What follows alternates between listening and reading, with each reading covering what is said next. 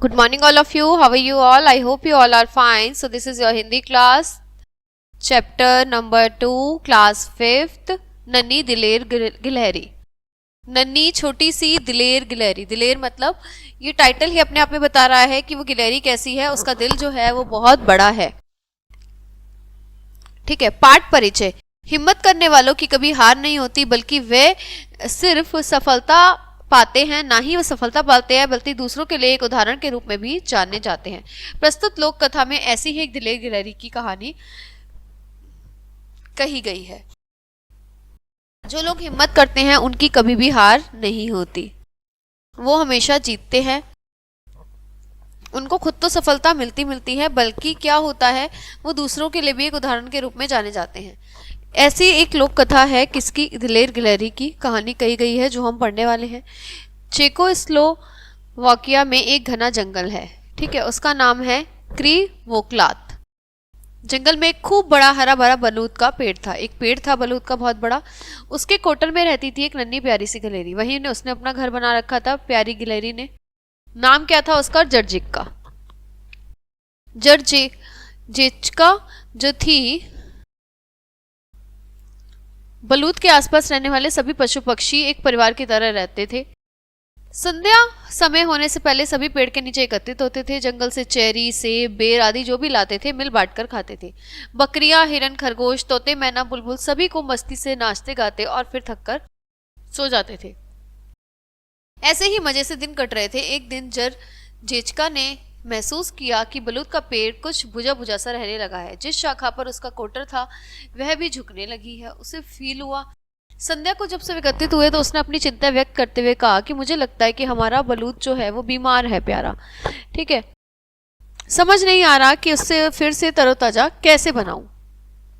तीखी चोंच वाले चिड़े ने कहा, बहन चिंता मत करो, मैं अभी पता करता हूं. उसने पेड़ का अच्छी तरह परीक्षण किया और कहा, पेड़ की छाल में मुझे बहुत सारे छेद दिखाई दे रहे हैं. बहुत सारे छेद हैं. लगता है अंदर ही अंदर उसे कीड़े खा रहे हैं. इन कीड़ों को बस कौन खत्म कर सकता है? कटफोड़वा. कटफोड़वा जो होता है वही इन कीड़ों को खत्म कर सकता है सिर्फ. जर्जिका ने कहा, चिड़े भाई यहाँ तो कोई कटफोड़वा है ही नहीं. यहाँ तो कोई कटफोड़वा है ही नहीं. तभी हिरनी चौकड़ियां भरती हुई वहां पहुंची. हिरनी भी वहां पहुंची. सबको उदास देख कर उसने कारण पूछा. सब उदास थे. जब उसे उदासी का कारण पता चला, ठीक है, तो उसने कहा, मैं तो जंगल से दूर दूर तक जाती हूँ. यहाँ से 2 कोस दूर नहर और पहाड़ी के पार मैंने कटफोड़वा का एक जोड़ा देखा था.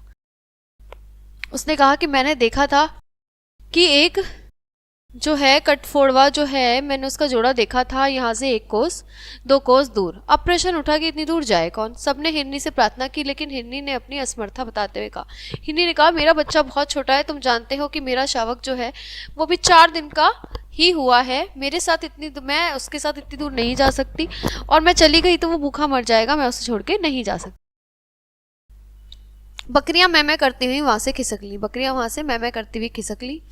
तोता मैना भी अपने अंडे छोड़कर जाने लगे. तोता मैना ने कहा कि हम अपने अंडे छोड़कर नहीं जा सकते.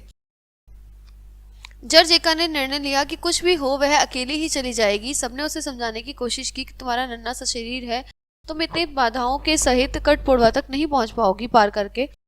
जब सबने देखा कि जेचका जो थी वो टस से मस नहीं हुई, तब बूढ़ा बाज उसके साथ चलने के लिए तैयार हो गया. बूढ़े बाज ने कहा, मैं चलूंगा. भोर होते ही वह निकल पड़े. शाम होते ही वह निकल पड़े. थोड़ी दूर पर ही नदी आ गई. सुबह होती जब वो निकले तो बाज तो उड़कर पार पहुंच गया, पर जर्जिका क्या करती. वह नदी के और झुके एक पेड़ पर चढ़ी और दूसरे किनारे तक जाने पर शाखा पर चढ़ गई. वहां से उसने लंबी छलांग लगाई और दूसरे किनारे तक गीली रेत पे वह थप से जा गिरी, और गिरने के कारण उसको दर्द भी होने लगा शरीर में. उसे भूख भी लगने लगी. सामने ही पेड़ था और उसमें बहुत सारे फल थे, बहुत सारे. पर उसके मन में लालच भी आया कि मैं आराम कर लूं, कुछ खा लूं. पर उसे वो बलूत याद आया प्यारा, और वह रेत झाड़कर आगे चल पड़ी. जब वो गिर पड़ी तो बूढ़ा बाज भी थक चुका था. उसने 2 घड़ी आराम करने की सलाह दी. उसने कहा, मैं 2 घड़ी आराम करना चाहता हूँ, तुम भी आराम कर लो. जर्जिका ने बात की बात माननी पड़ी. और एक पेड़ के तने पर पसरकर वो लोग आंखें बंद कर ही रहे थे कि उससे पत्तों से सरसराहट की आवाज आई। तो एक बड़ा सा काला नाग फन उठाए उसी की ओर चला आ रहा था। बाज ने तुरंत झपट्टा मारकर एकदम उसके टुकड़े टुकड़े कर दिए। सुबह से दोपहर, दोपहर से शाम हो गई, शाम से रात हो गई, पर जरजेशिका रुकी नहीं। वो रुकी नहीं। भोर की पहली किरण के साथ वह कटफोड़वे के कोटर तक पहुंच गई। कहाँ पहुंच गई वो? कटफोड़वे के कोटर तक पहुंच गई। सारी बातें सुनकर कटफोड़वे ने कहा, मैं तो तुम्हें नहीं जानता, फिर मैं इतनी दूर क्यों जाऊं? कटफोड़वे की पत्नी अंदर बैठी ये बातें सुन रही थी। उसने कहा, वो बाहर आई, आपको जाना चाहिए। भलाई करने का अवसर जीवन में कभी कभी आता है, सौभाग्य से मिलता है। कटफोड़वा दंपति उनके साथ आ गए, मतलब वो दोनों पति पत्नी उनके साथ आ गए। उन्होंने पहले चौंच मार मारकर बलूत के पेड़ की जांच करी और फिर सधे हुए डॉक्टर की तरह एकदम पहले उसका परीक्षण किया, फिर उसकी चीड़फाड़ शुरू कर दी। 3-4 घंटे के बाद, मशक्कत के बाद, मतलब इतनी मेहनत के बाद कहीं जाकर उस पेड़ के सारे कीड़ों को वो मार पाए। सारे पशु पक्षियों ने उनका दोनों का बहुत धन्यवाद किया, तरह तरह के फलों से उनका सत्कार किया कि ये भी खाओ वो भी खाओ। एक नन्ही सी गिलहरी, एक नन्ही सी ये जो गिलहरी है, दिलेर, इतनी दिलेरी उसकी, इतने उसका दिल बड़ा था कि उसने हिम्मत से बलूत के पेड़ की जान बचा ही ली और फिर से वह लहलहाने लगा। ठीक है, सच कहा है, हिम्मती व्यक्ति के लिए कुछ भी असंभव नहीं है। ठीक है, इसलिए हमने क्या, इस कहानी से हमें क्या शिक्षा मिलती है कि जो हिम्मती व्यक्ति होता है उसके लिए कुछ भी असंभव नहीं है, वो असंभव को भी संभव कर देता है और उसके प्रयास इतने होते हैं कि वो असंभव काम को भी संभव कर देता है बहुत ही कम टाइम में। ठीक है, तो ये हमने नन्ही दिलेर गिलहरी की कहानी पढ़ी और इससे हमें ये सीख मिलती है कि हमें अपनी हिम्मत को कभी छोड़ना नहीं चाहिए, हिम्मत नहीं हारनी चाहिए। Okay guys, so this chapter is over, we will see in the next class with a new chapter.